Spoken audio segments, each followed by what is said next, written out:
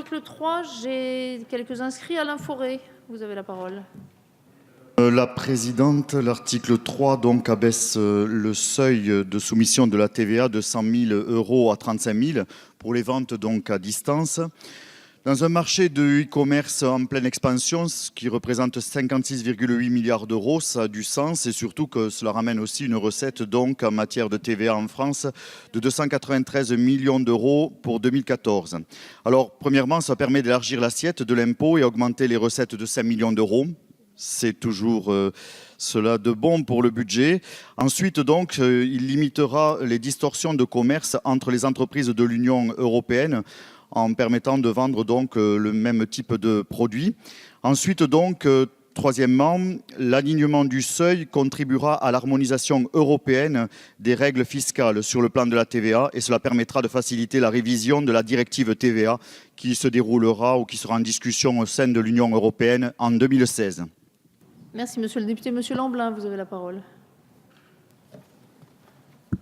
Oui, cet article traitant de la TVA, je voudrais évoquer une piste avec vous, mesdames et messieurs. Vous le savez que l'agriculture est en crise et en crise très grave actuellement. Et vous allez d'ailleurs, et c'est déjà fait, le ministre Le Foll s'est déjà engagé, prendre des mesures de soutien à l'agriculture. Et il est certain, en tout cas l'idée à la faveur des syndicats agricoles, tous confondus, qu'on peut aider rapidement, et c'est ça qui est important, voire très rapidement, les exploitants agricoles, en particulier les éleveurs qui vendent des produits, par le biais de la TVA, soit exonération, soit non-remboursement de la TVA encaissée, ce qui est un peu plus compliqué, j'en conviens, mais on peut, par ce biais, très rapidement améliorer la marge des exploitants. Je rappelle que les difficultés des éleveurs tiennent exclusivement au fait que les produits qu'ils vendent sont vendus en dessous du prix de revient. Ce qui fait que nous avons des hommes et des femmes qui actuellement travaillent 60, 80 heures par semaine pour un revenu inférieur au RSA dans bien des cas. Donc il y a urgence et des amendements ont été proposés. Monsieur Lefebvre en particulier, il n'est pas là, ils ne seront pas défendus.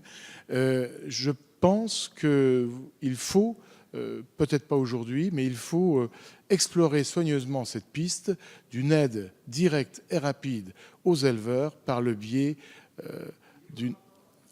Il est à le rapport parce qu'on parle de la TVA, là. Hein, voilà. Donc c'est tout. Merci, monsieur le député. Nous en venons aux amendements. Amendement 425, monsieur Hamadi, vous avez la parole. Merci, Madame la Présidente. Cet amendement vise à répondre à une faille et évacuer un biais qui est que aujourd'hui on parle dans l'article d'opérateur. Nous avions vu lors de la loi consommation, dont j'ai été le rapporteur, que cette définition pouvait justement laisser émettre un biais. Je vous donne un exemple. On peut avoir un seul opérateur qui soit un site internet d'achat, mais derrière lequel il y a une multiplicité de producteurs et de fournisseurs. Le meilleur des cas étant celui des coopératives étrangères, mais dans de nombreux cas, on a derrière un site internet unique qui est considéré du point de vue européen comme un seul opérateur, une multiplicité de producteurs. Donc si on n'adopte pas mon amendement, que va-t-il se passer ? On va avoir, c'est très gentil, Monsieur Fauré, c'est très charmant de votre part, mais vous entendrez peut-être là, oui, c'est une plaisanterie, donc on la laissera au niveau de la plaisanterie. On pourra avoir un certain nombre de groupements qui, sur le site internet de vente, ne vendront pas à plus de 99 000, à pas plus de 34 000, puisque le plafond est à 35 000, et qu'ils démultiplieront ce plafond en fonction du nombre de distributeurs. D'où mon amendement qui est par opérateur, mais rajouté ou par un groupement d'opérateurs ou un distributeur, pour éviter justement le biais dont je viens de parler. Merci, monsieur le député. Madame la rapporteure générale. La commission a repoussé cet amendement, Madame la Présidente, parce que la notion de distributeur que vous utilisez n'est pas très précise au regard de l'assujettissement à la TVA, j'entends bien, Et le terme de vendeur qui est utilisé dans l'article est plus large que celui de distributeur, puisqu'il inclut aussi les prestations de distribution, notamment la vente de biens, et tant celle de biens que celle de services. Donc, le périmètre que vous défendez n'est pas très clair, pour être tout à fait franche, puisque le terme de vendeur qui est utilisé dans l'article englobe la notion de distribution. Donc c'est pour regard de ce motif que la commission a rejeté votre amendement. Merci. Monsieur le ministre, l'avis du gouvernement, s'il vous plaît. Oui, le gouvernement a le même avis que celui qui vient d'être développé par Madame la rapporteure générale et tient à préciser qu'on entend par vendeur tout assujetti à la TVA établi dans un autre État membre qui effectue des livraisons de biens. Aussi sont donc également placés dans le champ d'application du régime des ventes à distance les livraisons de biens réalisées par des groupements d'opérateurs et des distributeurs établis dans d'autres pays des États membres. Donc il apparaît que cet amendement est satisfait dans la rédaction actuelle des textes. Merci, monsieur le ministre. Monsieur Hammadi, vous avez la parole.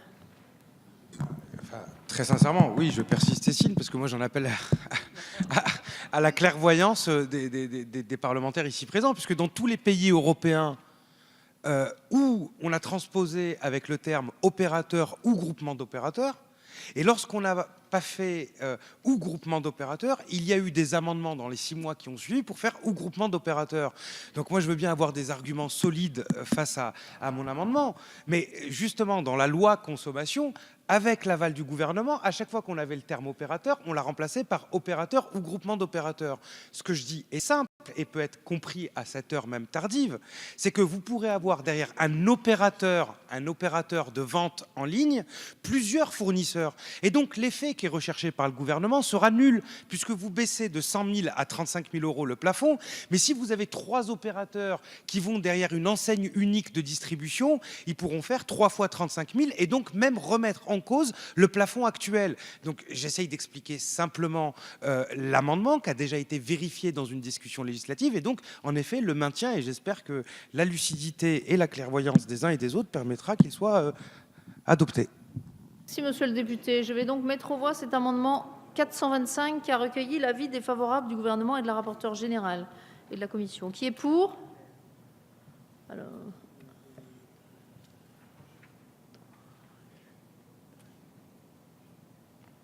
Attendez, j'en étais à qui est pour, mais maintenez les mains parce que c'est pas clair. Hein.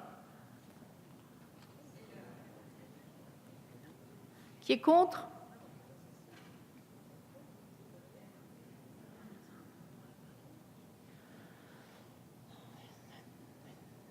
Il est adopté. Je mets aux voix l'article 3. Qui est pour l'article?